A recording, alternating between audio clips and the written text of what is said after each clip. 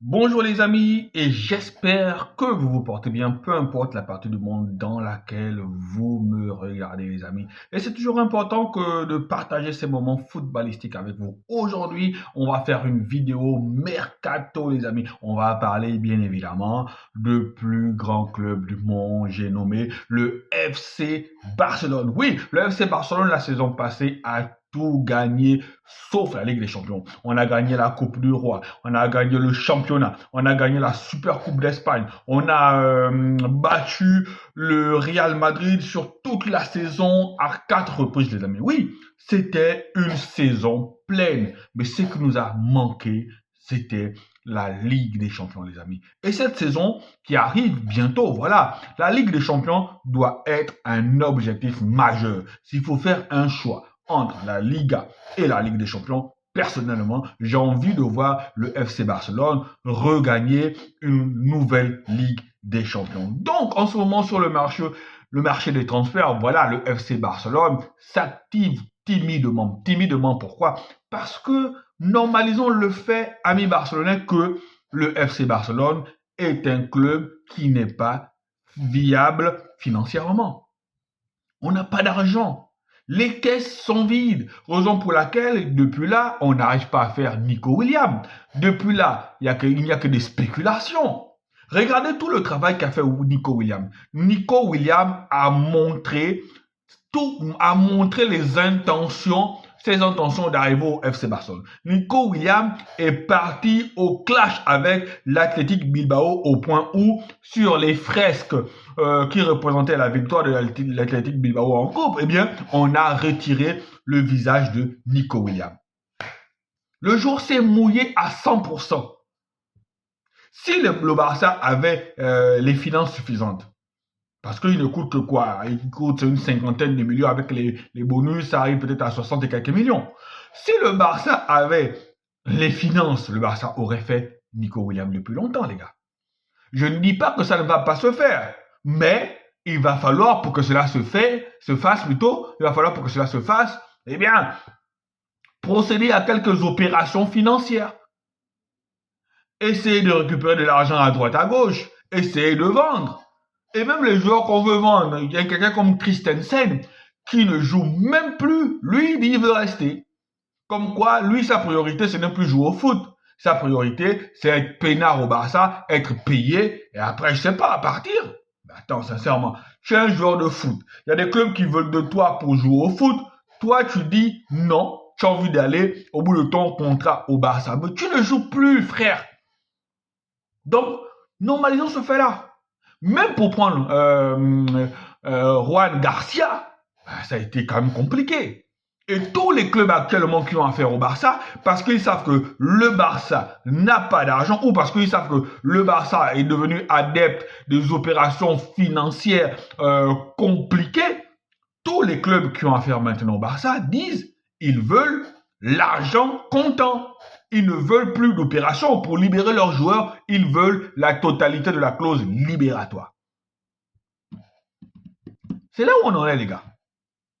Le FC Barcelone n'est pas viable financièrement. Bon, maintenant, est-ce que c'est une bonne chose de faire venir Nico Williams, les gars? C'est Nico Williams. On connaît tous le talent de Nico Williams, on connaît tous la relation qu'il a avec Lamine Yamal, Pedri, tous ses copains de la sélection d'Espagne qui jouent au Barça. Oui, mais est-ce que c'est une bonne idée? Ouais, c'est une bonne idée. Mais après, est-ce que quand tu fais venir Nico Williams, tu ne te crées pas toi-même des problèmes? Parce que sur le côté gauche où évolue Nico Williams, tu as un joueur comme Rafinha qui a pris une place importante dans ce FC Barcelone-là. Et tu ne fais pas venir Nico Williams pour mettre Nico Williams sur le banc. Sinon, c'est du gâchis, les gars. Est-ce que ce n'est pas un problème que Hansi Flick est en train de se créer lui-même? Bon, vous me direz que, voilà, si Nico Williams vient, ça va faire reposer peut-être, ou du moins peut-être que Hansi Flick va vouloir partir avec une équipe 109, donc mettre Lewandowski sur le côté. Mais Lewandowski aussi, les gars, moi je trouve que c'est un véritable problème que Hansi Flick est en train de se créer. Même si on va me dire que oui, il va falloir forcément qu'il est quelqu'un qui a presque le même talent, parce que si Rafinha se blesse, voilà, les joueurs qui viennent là ne sont pas forcément le même talent. Je comprends, les gars, je comprends.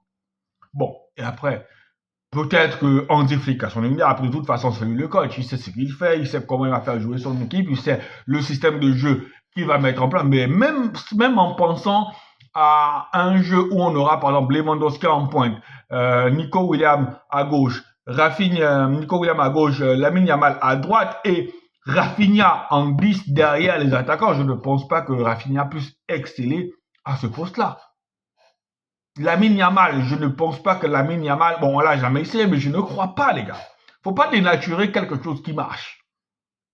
Après, Hansi Flick est libre de faire ce choix. Maintenant, moi, je pense que les postes, où il faut vraiment recruter obligatoirement au Barça, c'est le poste de latéral gauche. Parce que latéral gauche, il faut forcément doubler ce poste-là. Quand Baldé est blessé, sincèrement, il s'appelle comment l'autre là? Ah, le tocard là. En tout cas, quand Baldé est blessé, sincèrement, le remplaçant n'est pas au niveau. Il n'est pas au niveau. Donc, il faut forcément recruter un latéral gauche pour suppléer Baldé ou pour apporter plus de concurrence à Baldé. En défense centrale, je pense que laisser partir ou vendre à Rojo n'est pas la solution parce que tu ne peux pas faire toute une saison avec deux défenseurs centraux, Inigo Martinez et Pau Kubarsi. Imaginons que un des deux se blesse parce que la saison va être longue. Forcément, il peut arriver le moment où des pépins physiques ou une fatigue peut s'installer et le joueur doit se reposer. Donc, si tu vends à Rojo, qui a le plus de potentiel, et tu gardes Christensen, sincèrement, je pense que Christensen ne fera pas l'affaire. Ou, bon, d'accord, on peut se dire que Eric Garcia, même si il a suppléé très bien Jules Koundé à droite, mais il peut aussi jouer dans l'axe. Bon, peut-être que c'est vers ça qu'on va s'orienter. Mais sincèrement, le Barça, pour moi, a besoin de recruter plus derrière, parce que pour moi, devant, c'est déjà parfait. En milieu, ça va. Mais je pense que cette saison-là va nous donner beaucoup d'enseignements. Alors, Nico Williams au Barça, je ne dis pas non. Je prends. Mais en ce moment, je ne vois pas comment Hansi Flick pourra faire jouer son équipe. Hein. Parce que comme je dis, tu ne prends pas Nico Williams pour le mettre au banc. Rafinha, avec le statut qu'il a eu, l'importance qu'il a eu dans la belle saison du Barça, tu ne le mets pas au banc. Lewandowski, c'est encore quand même quelqu'un qui arrive à te mettre une vingtaine, une trentaine de buts par saison. Comment Hansi Flick va organiser tout ça si et seulement si Nico Williams arrivait au Barça? Chose qui n'est pas encore prêt de se faire parce que le Barça n'a pas les finances. Allez, ciao, ciao.